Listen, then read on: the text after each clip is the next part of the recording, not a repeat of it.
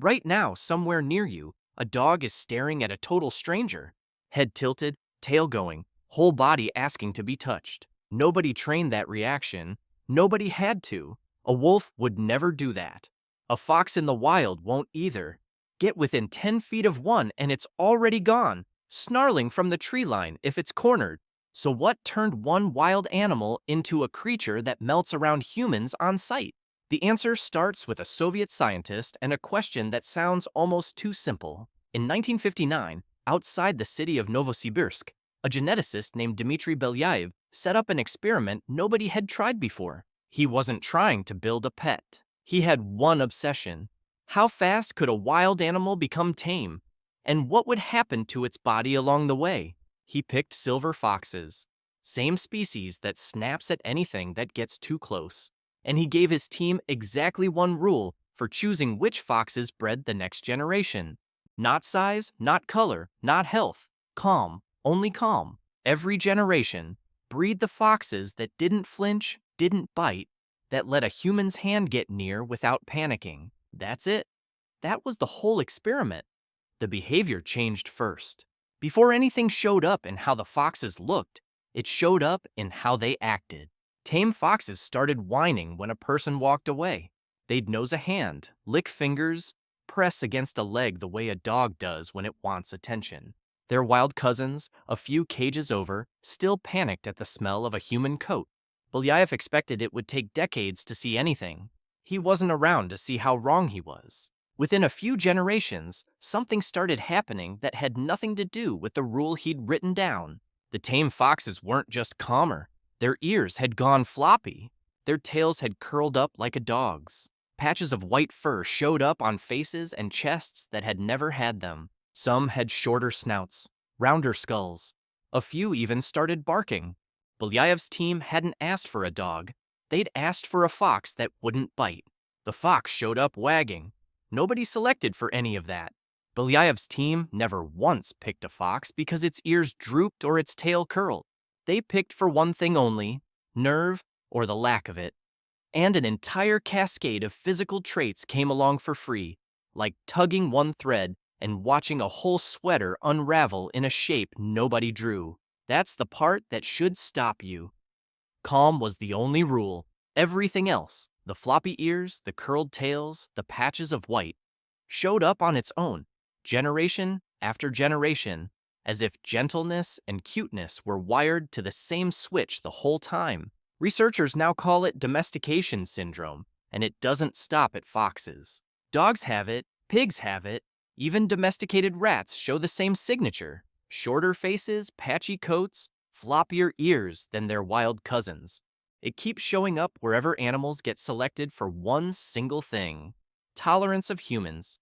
Belyaev didn't live to see how far the experiment would eventually go. It kept running without him. A researcher named Lyudmila Trut carried it forward for decades afterward, breeding fox after fox, generation after generation, watching the same pattern hold. So here's the question nobody in that Siberian lab was trying to answer, but the foxes ended up asking anyway. If selecting for calm reliably drags a whole set of physical traits along with it in foxes, what does it mean that human faces look the way they do? Compare a human skull to a Neanderthal's. Ours is rounder, smaller brow ridge, shorter face, softer in almost every dimension that matters for how threatening a face looks. It's the same list of changes Belyaev's foxes went through, except nobody was in a lab running the experiment. Something else was doing the selecting. A researcher named Richard Wrangham has a name for what that something might have been: self-domestication.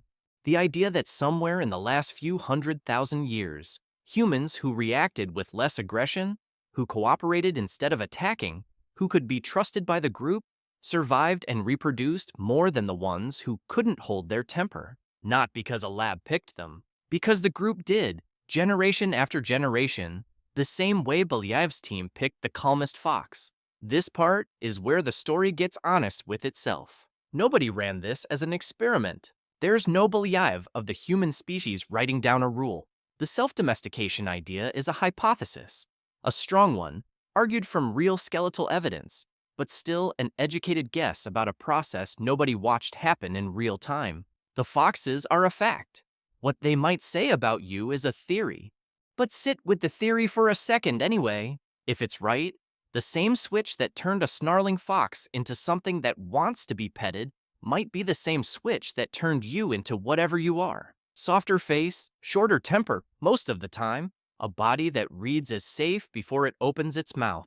You already run on this every day without noticing. Someone with a wide open face gets trusted faster than someone with sharp, narrow features, even when neither one has said a word.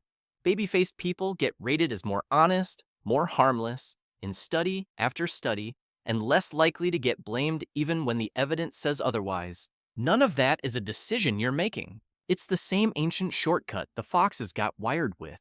Soft features reading as safe, just running in a species that also happens to write laws and vote in elections. Dating profiles, job interviews, the split-second read before anyone's spoken a single word. It's still running the same calculation your ancestors ran on, which stranger to let near the fire. And look at what happens to the other kind. The person who can't soften, who reacts too hard, too fast, too often. Every group has one. They don't get exiled to a forest anymore. They get frozen out of the group chat, avoided at the party, the last one invited to anything. Different century, same mechanism. The trait that stops surviving in a fox's genes is the trait that stops surviving in someone's social life. Here's the part that's easy to miss if you only think about the fox side of this. Belyaev wasn't breeding for cute. He was breeding for one narrow, practical trait, an animal that wouldn't attack the hand that fed it. Everything charming about the result was just what tameness happened to look like from the outside, which means the softness in your own face, if the theory holds, was never the goal either. It's a side effect, evidence of a filter that ran for hundreds of thousands of years, selecting for something that had nothing to do with beauty and everything to do with who could be trusted not to bite. The foxes never asked to look sweeter. They just got selected for calm, and calm came wrapped in a body that couldn't help but look gentle. So the next time a dog tilts its head at a stranger, or a baby's round face stops you in the street, or you catch yourself trusting someone before they've said a single word, you're looking at the same experiment.